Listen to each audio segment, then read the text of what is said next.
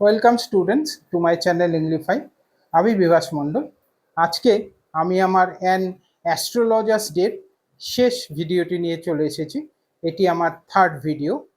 তো আমরা লাস্ট পড়েছি যে আমাদের অ্যাস্ট্রোলজারের সামনে একজন অচেনা ব্যক্তি এলো এবং সে হাত দেখাতে চাইলো এবং সে সেখানে রুথলেসলি বা নির্মমভাবে বসে রইল।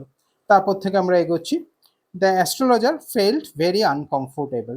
অ্যাস্ট্রোলজারের কিন্তু খুব অস্বস্তি লাগলো। Here take your anna back. আপনার আনা ফেরত নিন। I am not use to such challenges. এই ধরনের চ্যালেঞ্জে আমি অভ্যস্ত নই। It is late for me today. আমার দেরিও হয়ে গেছে আজকে। He made preparations to bundle up. এবার সে গুটাবার প্রস্তুতি নিতে লাগলো। The other held his wrist and said, you can't get out of it নাও। তখন অন্যজন তার কবজি ধরলো, অর্থাৎ অ্যাস্ট্রোলজারের, এবং বলল যে আপনি এর থেকে আর বেরোতে পারবেন না এখন। You dragged me in while I was passing. আপনি এটার মধ্যে আমাকে টেনে এনেছেন যখন আমি এদিক দিয়ে যাচ্ছিলাম। The astrologer shivered in his grip and his voice shook and became faint. Astrologer কিন্তু কেঁপে গেল তার গ্রিপে, মানে তার সে যে ধরেছে তাকে, সেই ব্যাপারটাই আর কি। এবং তার গলা কেঁপে কেঁপে ধীরে ধীরে কিন্তু মানে কমে গেল কণ্ঠস্বরটা আর কি।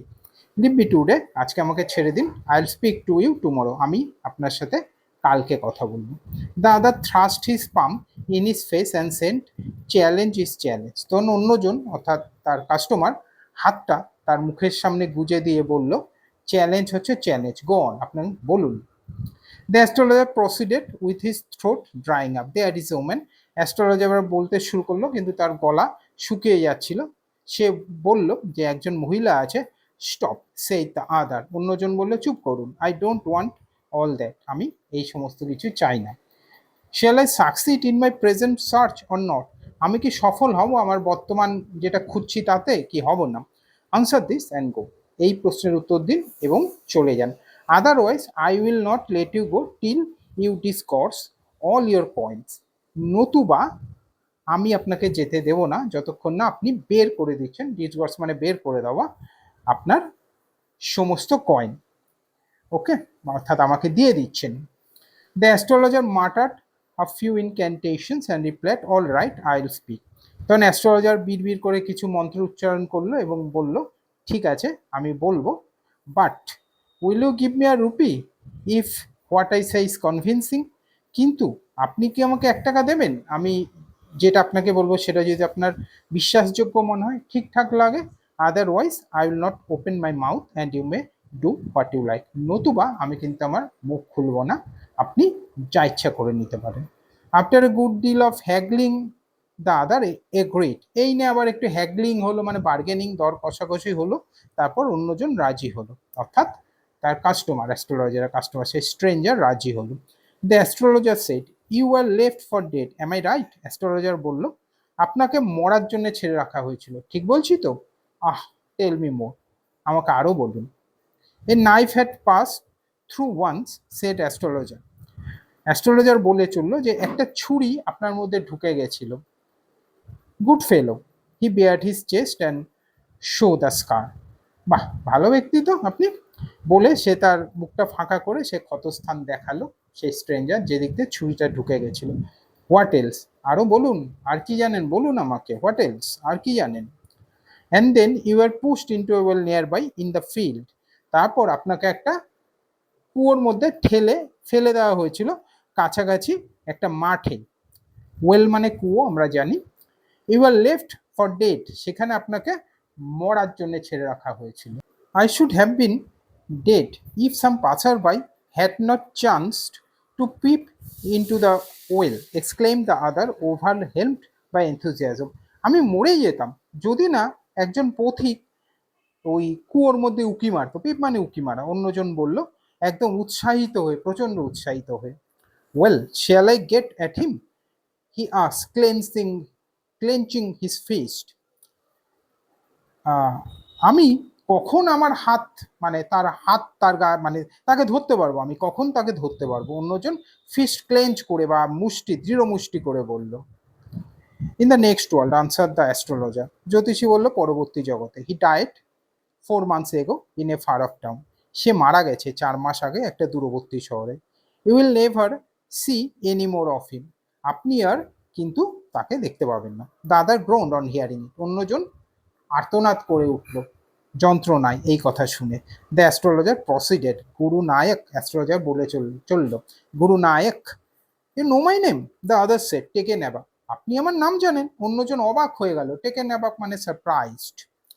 As I know all other things. আমি আরো অনেক কিছু জানি আপনার।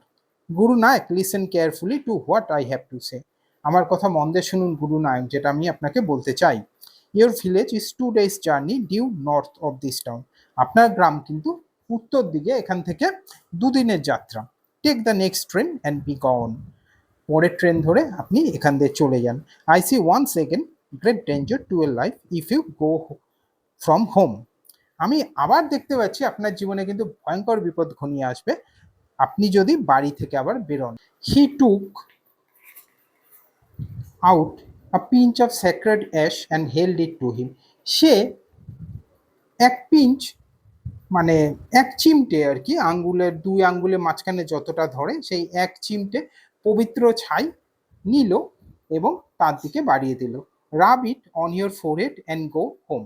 এটা আপনার কপালে ঘষে বাড়ি চলে যান। Never travel southward again and you will live to be 100। আর কখনো দক্ষিণ দিকে আসবেন না, তাহলে আপনি কিন্তু 100 বছর বাঁচবেন। Why should I leave home again? The other said reflectively. অন্যজন একটু চিন্তিতভাবে বলল, আমি আর কেন বাড়ি ছেড়ে বেরোবো? I was only going away now and then to look for him and to choke out his life if I met him. আমি কেবলমাত্র বাইরে বেরোচ্ছিলাম মাঝে মাঝে তার খোঁজে এবং তার গলা টিপে তার জীবনটা শেষ করে দিতে যদি আমি তার দেখা পাই। হি শুক হি সেড রিগ্রেটফুলি। সে আফসোস ভরে বা আফসোস করে আর কি সে তার মাথা নাড়ল। He has escaped my hands. সে আমার হাত এড়াতে পেরেছে। I hope at least he died as he deserved. আমি আশা করছি কমপক্ষে সে সেই মৃত্যুটাই মরেছে যেটা সে যোগ্য। ডিজার্ভ মানে যোগ্য। ইয়েস সেই দ্য অ্যাস্ট্রোলজার। হ্যাঁ, জ্যোতিষী বলল। He was crushed under a lorry. The other looked gratified to hear it. সে একটা লরির তলায় চাপা পড়ে মারা গেছে। অন্যজন এই কথাটা শুনে সন্তুষ্ট হলো। Gratified means satisfied.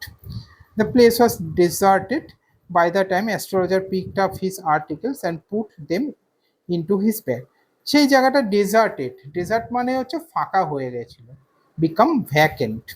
যেই সময় অ্যাস্ট্রোলজার ধীরে ধীরে তার জিনিসপত্র তুলছিল এবং একটা একটা করে ব্যাগের মধ্যে লাগছিল। The green shaft was also gone, living the place in darkness and silence.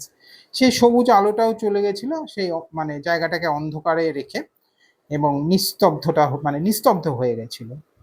The stranger had gone of into the night after giving the astrologer a handful of coins. সেই অচেনা ব্যক্তি অন্ধকারে মিলিয়ে গেছিল অ্যাস্ট্রোলজারকে এক মুঠো কয়েন দিয়ে।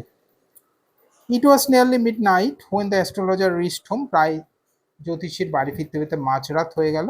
His wife was waiting for him at the door and demanded an explanation. তার স্ত্রী অপেক্ষা করছিল দরজায় এবং সে তার কাছে এক্সপ্লানেশন বা তার কাছে কারণটা জানতে চাইলো, তার দেরি হওয়ার ব্যাখ্যা চাইল। He flung the coins at her and said count them. সে কয়েনগুলি তার স্ত্রীর দিকে ছুড়ে দিল এবং বলল, গুনে নাও। One man gave all that. এই একজন মানুষ আমাকে এই সমস্ত দিয়েছেন। 12.5 annas, half annas, she said counting. সে গুনে বলল 12.5 আনা। শি ওয়াজ ওভার জয়। সে খুব আনন্দ পেল। I can buy some jaggery and coconut tomorrow. আমি একটু গুড় কিনতে পারবো আর নারকেল কিনতে পারবো কালকে। জ্যাগারি মানে গুড়। The child has been asking for sweets for so many days now. আমাদের বাচ্চাটা, আমাদের সন্তান বেশ কিছুদিন ধরে মিষ্টি খেতে চাইছে। I will prepare some nice staff for her. আমি কিছু সুন্দর একটা জিনিস তার জন্য বানাবো। The swine has cheated me, he promised me a rupee said the astrologer. Astrologer বলল, এই সোয়াইন মানে শুয়োর আর কি, এই শুয়োরটা আমায় গালাগালি দিল, এই শুয়োরটা আমায় ঠকিয়েছে, সে আমাকে 1 টাকা দেবে কথা দিয়েছিল। She looked up at him. তখন তার স্ত্রী তার দিকে তাকালো। You looked worried, what is wrong? তোমাকে তো চিন্তিত লাগছে, কিছু হয়েছে? কিছু গন্ডগোল হয়েছে? What is wrong? নাথিং, না না কিছু হয়নি। After dinner sitting on the pyol he told to her, "Do you know a great load is gone from me today?" ডিনারের পরে পিয়লে বসে, পিয়ল মানে ছোট একটা নিচু বেঞ্চ আর কি, তাতে বসে সে তার স্ত্রীকে বলল, "তুমি কি জানো, আজকে আমার মন থেকে একটা বিরাট ভার নেমে গেল। I thought I had the blood of a man on my hands all this years. আমি ভেবেছিলাম আমার হাতে একজন লোকের রক্ত লেগে আছে এই সমস্ত বছরগুলিতে। That was the reason why I ran away from home, settle down here and married you. এটাই কারণ যে আমি বাড়ি থেকে পালিয়ে এসেছিলাম, এখানে এসে বসবাস শুরু করেছিলাম এবং তোমাকে বিয়ে করেছিলাম। হি ইজ অ্যালাইভ, সে জীবন্ত, সে বেঁচে আছে। সে গ্যাস্ট, ইউ ট্রাই টু কিল। তার স্ত্রী হাঁ করে, অবাক হয়ে হাঁ করে নিঃশ্বাস নিতে বলল, তুমি মারতে চেষ্টা করেছিলে? Yes, in our village when I was a silly youngster we drank, gambled and quarreled badly one day.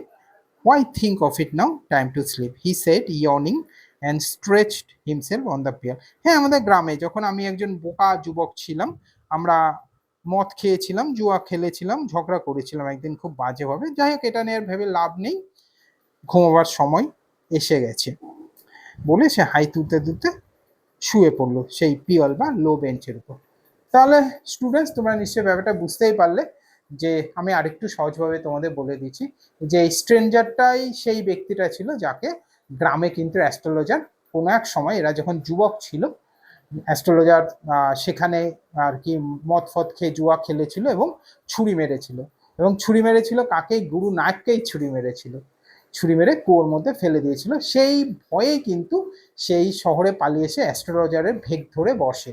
কিন্তু পরবর্তীতে অনেক বছর পর সে গুরু নায়কই আবার তার কাছে হাত দেখাতে এসেছিল, কিন্তু সে আদৌ অ্যাস্ট্রোলজারকে চিনতে পারেনি যে সে যাকে খুঁজছে, যা এতদিন ধরে, সে আসলে অ্যাস্ট্রোলজারই, মানে সেই ব্যক্তি যে তার সামনে বসে আছে অ্যাস্ট্রোলজারের ভেগ ধরে।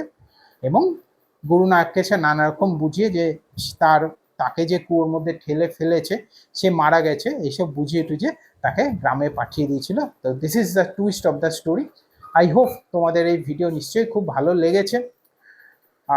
তো তোমাদের কাছে আমার এটাই রিকোয়েস্ট, তোমাদের যদি এই ভিডিও ভালো লেগে থাকে অবশ্যই তোমরা শেয়ার করো, সাবস্ক্রাইব করো এবং লাইক দিও, যাতে আমি এই ধরনের আবার নতুন নতুন ভিডিও বানাতে উৎসাহ পাই। আমার এই চ্যানেলে তোমরা সব ধরনের ভিডিওই পাবে।